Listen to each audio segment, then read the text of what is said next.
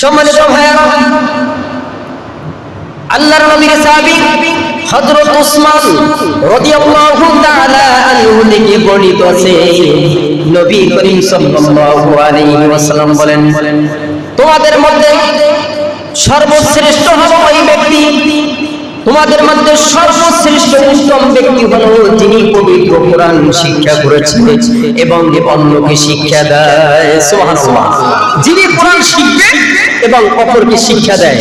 আপনি একটা অক্ষর শিখেছেন, আপনি অপরকে ওই অক্ষরটা শিক্ষা দেন, আপনি দায়মুক্ত হয়ে গেলেন, দায়মুক্ত হয়ে গেলেন। কোরআন পড়ে আর পড়ায় যারা, তারা তো সাধারণ মানুষ নয়।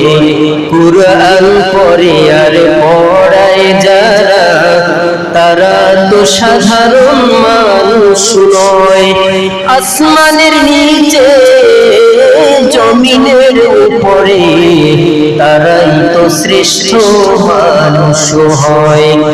আসমানের নিচে জমিনের উপরে, তারাই তো শ্রেষ্ঠ মানুষ হয়। সুবহানাল্লাহ।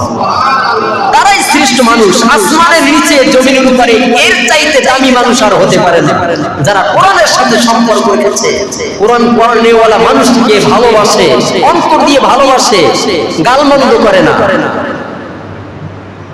কোরআন যারা কোরআন হাদিস যারা অ্যাচিভমেন্ট করেছে, অর্জন করেছে, তাদেরকে মানুষ গালি দেয় বিনা অপরাধে। আছে কি নাই? আছে। বিনা অপরাধেও গালি দেয়, তারা কিচ্ছু বলে না, তারা কিচ্ছু বলে না। আমরা যে এই হাদিসগুলোর উপরে আমল করতে পারি,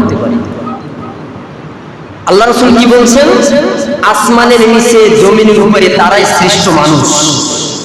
আর হাদিসটা বর্ণনা করেছেন হযরত উসমান রাদিয়াল্লাহু তাআলা আনহু। নবী বললেন যে তোমাদের মধ্যে সর্বোত্তম, সর্বশ্রেষ্ঠ ব্যক্তি হচ্ছে কারা? যারা নিজে কোরআন শিখেছে এবং অপরকে শিক্ষা দেয়। এর মতো সর্বশ্রেষ্ঠ মানুষ আর নাই। আল্লাহ তাআলা আমাদের অনেকের ছেলে সন্তান আছে, আমরা যেন কোরআন শিক্ষায় শিক্ষিত করে একটা সন্তান যেন আমরা রেখে যেতে পারি, যেন মরার পরে একটু রব্বির হামহুমা কামা রাব্বায়ানি সগীরা বলতে পারে। একটি সন্তান দে রে আল্লাহ, একটি সন্তান দে, কামাই খাবার আশা নাই রে, মরলে মাটি দেবে কে? কামাই খাবার আশা নাই রে, মরলে দোয়া করবে কে?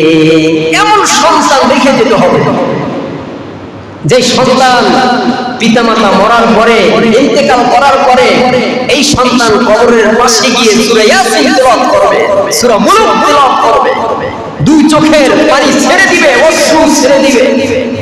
আল্লাহ রাসূল বলছেন, যদি কোনো সন্তান পিতামাতার কবরস্থানে গিয়ে আল্লাহ পাকের কাছে করুণাবন করে, নাকের ডগায় পানি আসার আগে পিতামাতার গোরাজাব মাফ করে দেন, সন্তানের চোখের পানির এত দাম।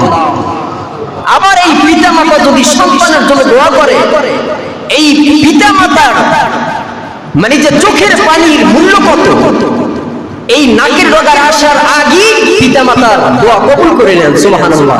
সন্তানের জন্য ভাইয়েরা আমার, সেই সন্তান ছেলে সন্তানদেরকে কোরআন শিক্ষায় শিক্ষিত করে দুনিয়াতে রেখে যেতে হবে। এমন সন্তান রেখে যেন না যে মরার পর দেখবেন ভাগ বটোয়ারা নিয়ে, জমি জমা নিয়ে, অর্থ সম্পদ নিয়ে টাকা খিচা শুরু হয়ে গেছে। বাবা সম্পদ রেখে গেল, ব্যাংক ব্যালেন্স রেখে গেল, তখন কি টাকা খিচা শুরু হয়ে যাবে, আর পিতামাতার জন্য দোয়াও করবে না। এমন সন্তান আমাদেরকে সকলকে যেন বুঝ দান করে যে আমাদের ছেলে মেয়ে যাদের আছে, আমরা যেন মাদ্রাসার লেভেলে দেই, মাদ্রাসা শিক্ষায় শিক্ষিত হয়ে তারা যেন তাদের জীবনটা যেন আমরা সুন্দর করে তুলতে পারি, এবং মরার পরও আপনার জন্য আমার জন্য একটা মুক্তির পরোয়ানা হবে, মুক্তির ব্যবস্থা হয়ে যাবে। কারণ এই সন্তান 5 ওয়াক্ত নামাজ পড়বে, ইমামতি করবে, দোয়া করবে।